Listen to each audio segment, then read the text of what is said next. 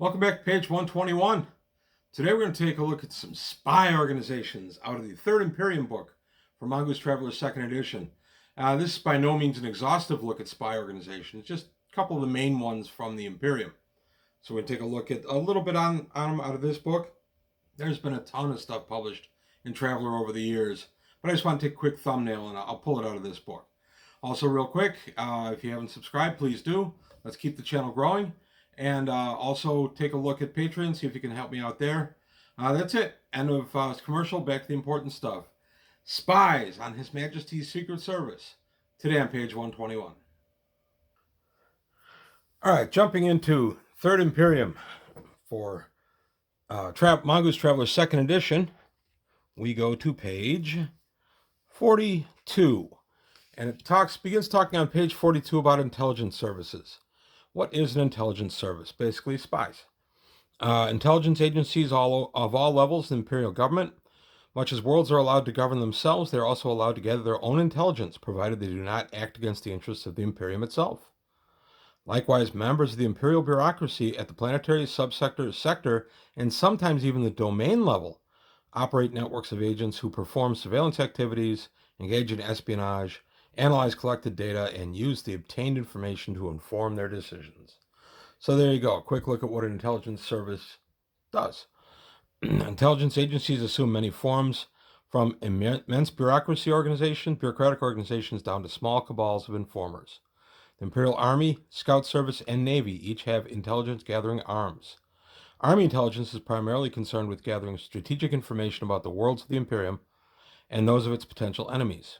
Internally, Army intelligence keeps track of political movements, insurrections, terrorist groups, and those whom may be called upon to oppose.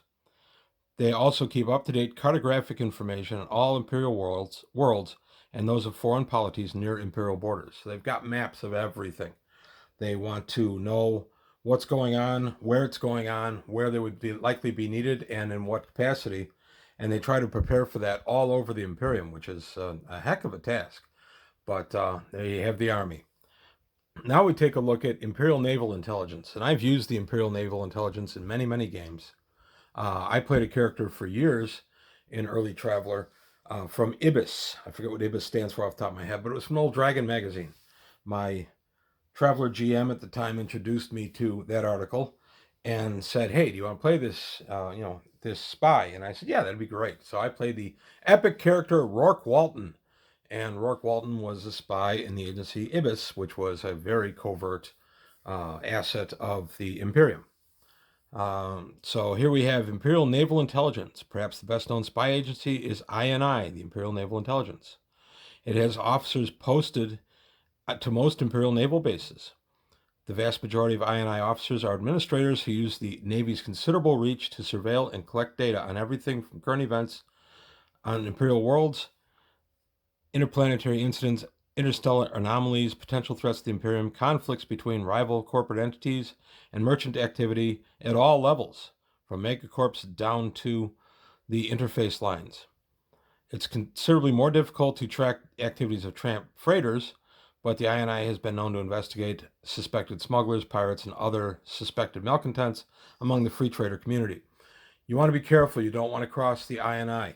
They feature in some Mega Traveler adventures, and you don't want to be on the wrong side of these guys. They have, for all purposes, unlimited manpower, unlimited resources.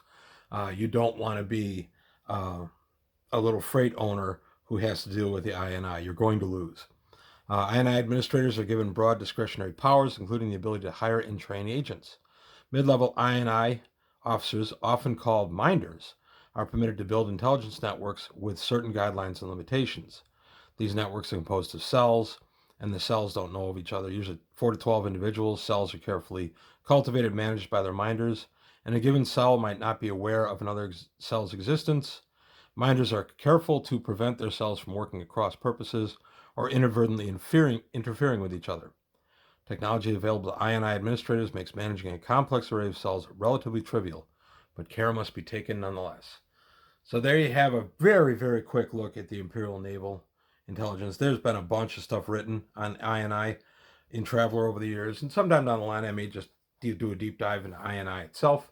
Today's just, I'm painting with a broad brush to just take a look at a couple of the more well-known spy agencies.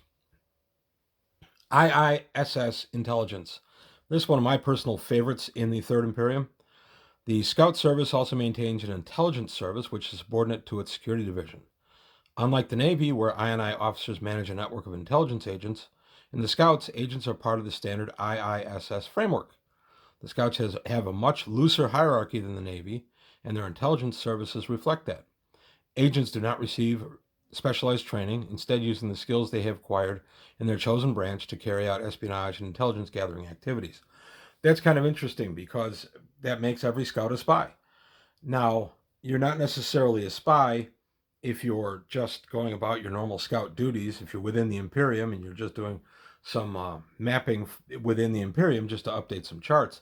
But you can be an asset to the intelligence if they ask the right questions, and you may not even know that you had the information that you've given them, yet it's enough and they're able to go forward. And that's kind of the point of this, is that you may not be an active spy for them, but you are eyes and ears everywhere, and those eyes and ears, when gathered by the correct people, can spell out a lot of information. While there is no official structure as in the I&I, members of the IISS intelligence often build networks of cells that resemble those of the Navy. Their primary recruits are retired scouts, particularly those assigned to scout ships by the detached duty division. Obligated by the Scout Service to serve when called upon to do so, detached scouts in their ships make excellent spies. Scouts who run networks are not called minders, as they are in the I&I, but they have a number of less official nicknames. Some of them are a little derisive. Den Mother, Trail Boss, and my personal favorite, Cat Herder, are some of the more popular ones. I like that idea. Agents in the Scout Service are often seen as the Foreign Office, wherein I&I agents operate within the Imperium most of the time. Many scouts, especially those of the exploration branch, have traveled beyond imperial borders, giving them a greater understanding of alien cultures and foreign polities. As such, they often make better operatives for missions outside the Imperium. Intelligence agents from the Scouts are often recruited by I&I minders when they require an agent with foreign expertise. And then we get to take a look at on His Imperial Majesty's Secret Service. Interesting note that since the passing of the Queen Elizabeth II, and we have a king on the throne for the first time in the existence of James Bond, I think the next Bond film should be on His Majesty's Secret Service, but that's one man's opinion. Most I&I officers stay in administrative roles, and operatives are rarely drawn from long-term career ranks of the Navy itself. However, naval officers can and do become field agents on occasion. Those agents have their naval rank frozen for the duration of their service as intelligence operatives. Many are outfitted with augments that prevent them from being able to give up state secrets. Travelers may be created who have served in both I&I administration or field operative roles. Travelers in I&I administration must be officers in the line crew assignment of the Navy career. However, skills received from the line crew table are replaced with the following. So for the line crew, you would get these instead of what's listed under the career itself. Then it further states to become an I&I field agent, the traveler must first serve at least one term in the Navy career, then successfully qualify for the agent career, selecting the intelligence assignment. Failure to qualify indicates the traveler's request to receive a field position posting has been denied. Maybe you're too valuable where you are. Terms served as field agent are carried out as a separate career. However, if the traveler opts to transfer back into the Navy administrative role, no role is required. The Navy simply resumes the following term in line crew, or the traveler simply resumes the following term in line crew as before, returning to the rank held previously. The traveler may also opt to transfer to another branch of the Navy career as normal. When mustering out, the traveler may make all roles in the Navy benefits tables or may split the roles between the two careers based on terms served in each. So you can be an agent in His Majesty's Secret Service. I thought that was a nice little touch, a nice little sideline there. And then we get a little an adventure hook based on The Agent. This is based on our friend Jonathan Bland, the Decider, from Mark Miller's outstanding novel. And we're still waiting for Agent of the Imperium 2. Anyone? So you get an I&I minder, Lieutenant Nemeth Tentz, who might be a contact or ally. This patron encounter is based on Mark Miller's traveler novel, Agent of the Imperium. Ideally, the traveler who installs the Anjin wafer will have read the book in order to roleplay the Jonathan Bland, the Decider.